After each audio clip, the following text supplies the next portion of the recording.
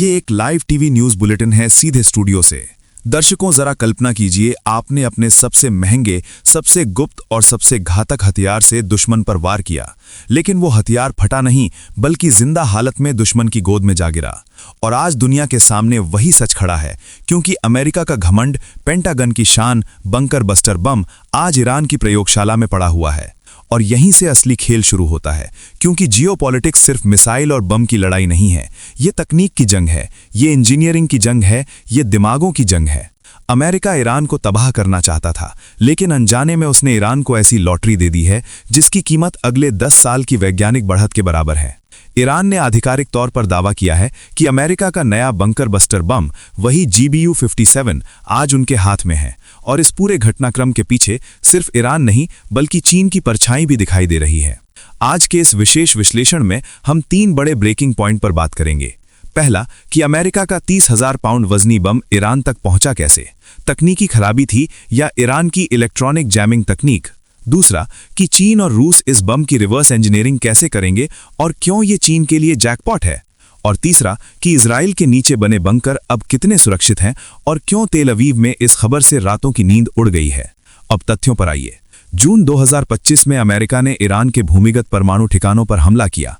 मकसद था उन्हें जमीन के नीचे ही दफना देना, और इसके लिए इस्तेमाल हुआ GBU-57, जो कोई मामूली बम नहीं बल्कि 13,600 किलो वजनी, जमीन को चीरने वाला, कंक्रीट तोड़ने वाला हथियार है।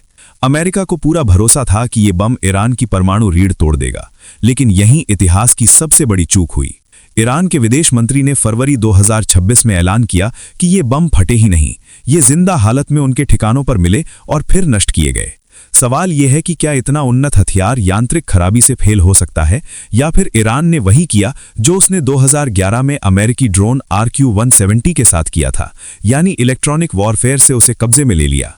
अगर ऐसा है तो ये अमेरिका के लिए तकनीकी शर्मिंदगी है, क्योंकि वो दुश्मन को मारने गया और अपनी बंदूक दुश्मन को दे आया। अब असली खेल शुरू होता है कि ईरान इस बम का करेगा क्या। अकेले ईरान के लिए इसे कॉपी करना आसान नहीं, इसके लिए उन्नत मटेरियल साइंस और टेस्टिंग इंफ्रास्ट्रक्चर चाहिए। लेकिन ईरान अकेला नहीं है, उसके साथ चीन है, वही चीन जिसे कॉपी मास्टर कहा जाता है, जो जापानी और अमेरिकी तकनीक को सस्ता और प्रभावी बना देता है। सूत्रों के मुताबिक ये बम चीनी इंजीनियरों के सामने खोला जा चुका है। इसकी धातु संरचना, इसका फ्यूज सिस्टम, इसकी गाइडेंस तकनीक, सब कुछ जो टॉप सीक्रेट था, आज खुलेआम जांचा जा रहा है। अरबों डॉलर खर्च करके भी चीन और रूस ये रहस्य नहीं जान पाए थे, और आज ये उनके सामने पके आम की तरह गिरा है। अगर चीन इस तकनीक को क्रैक कर लेता है तो वो ऐसा हथियार बना सकता है जो अमेरिकी एयरक्राफ्ट कैरियर तक को चुनौती दे सके। यही वजह है कि कुछ अमेरिकी विशेषज्ञ अब कह रहे हैं कि अमेरिका की जीत की गारंटी खत्म हो रही है, क्योंकि उसके गुप्त हथियार अब गुप्त नहीं रहे। और सवाल ये भी है कि बदले में चीन ईरान को क्या दे रहा है। लंबी दूरी की बैलिस्टिक मिसाइलें जो अमेरिकी ठिकानों को निशाना बना सकती हैं, यानी सौदा साफ है, तुम मुझे बम की तकनीक दो, मैं तुम्हें अमेरिका से बचने का हथियार दूंगा। लेकिन इस पूरे घटनाक्रम में सबसे ज्यादा नुकसान अगर किसी का है तो वो इजराइल का है, क्योंकि इजराइल की रक्षा नीति जमीन के नीचे छिपने पर आधारित है। लगभग हर घर, हर सरकारी इमारत के नीचे बंकर है। सायरन बजते ही पूरा देश जमीन के नीचे चला जाता है। प्रधानमंत्री से लेकर सेना प्रमुख तक युद्ध के समय बंकर से काम करते हैं। अब तक उन्हें भरोसा था कि ईरान के पास ऐसा हथियार नहीं है जो इतनी गहराई में वार कर सके। लेकिन अगर ईरान अमेरिकी बंकर बस्टर की तकनीक कॉपी कर लेता है या उससे प्रेरित मिसाइल बना लेता है, तो तेल अवीव के नीचे बने बंकर अब सुरक्षित नहीं रहेंगे। और यही असली रणनीतिक बदलाव है। सवाल यह भी है कि ईरान ने यह खबर 8 महीने बाद क्यों जारी की, क्योंकि संभव है कि वो पहले चरण की रिवर्स इंजीनियरिंग पूरी कर चुका हो या प्रोटोटाइप बना चुका हो। यह सिर्फ बम नहीं, ये मनोवैज्ञानिक युद्ध है। इजराइल जानता है कि चीनी रिवर्स इंजीनियरिंग कितनी खतरनाक होती है।